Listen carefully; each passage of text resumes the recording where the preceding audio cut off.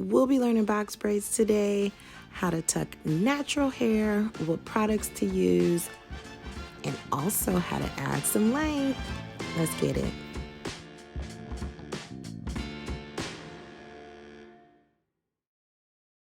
All right, y'all. So we got our mannequin ready. We have a section of her hair parted out for this box braid that we're going to be learning how to do today. I just added a little bit of Shine and Jam. I blew this portion of her hair out, but her hair is a little dry. It's not ideally what I'd like to work on, but we're going to learn. So this is probably a very good example though.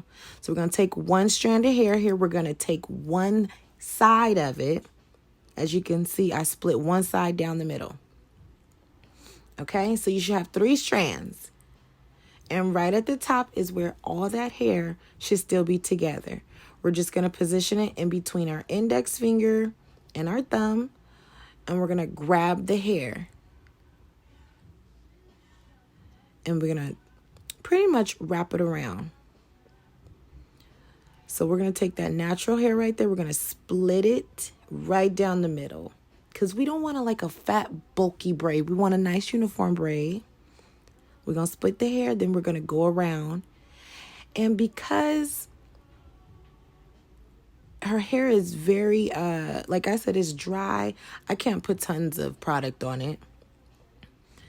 So we're not even working with that. We're just going to try to cover it up with the braiding hair. Because this also is how you would tuck your client's natural hair. Okay?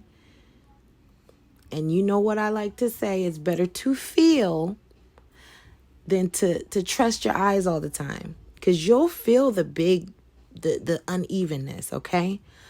You can either add some product or the braiding hair, you can split it across so those strands are even. They feel even. So as you're braiding, you get a more uniformed look.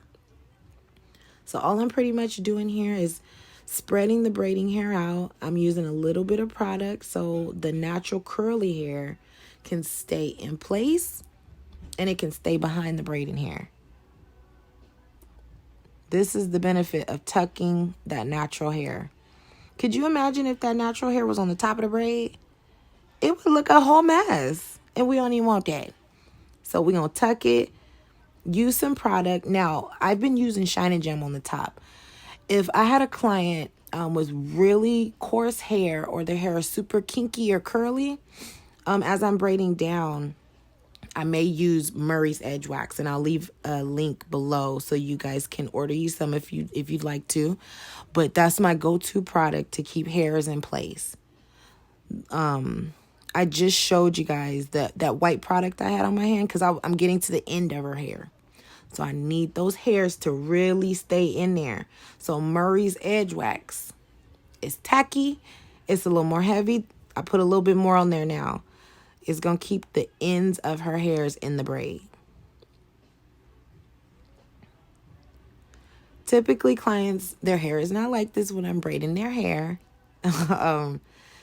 Clean hair, blown out. You'll have some fluff because you're braiding curls. But it's normal, okay? So there we go. Voila. Just braid it down. Now we're going to add some length. Let's say your client's hair is super long and you need to add some length, or they just want it longer. So this is the trick. You're going to braid it down like we were.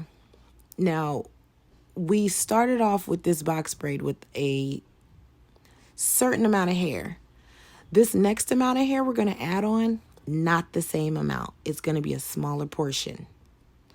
Because if you add a big, bulky chunk of braiding hair, it's going to bulk up. So add just a little bit more for the length. Going to add it behind. Okay? Run it back if you need to. Spread the hair out so the strands feel even. And you're good to go. Practice makes perfect. Get your mannequin head. I'm going to leave the link below also. Thanks for watching. Make sure you subscribe.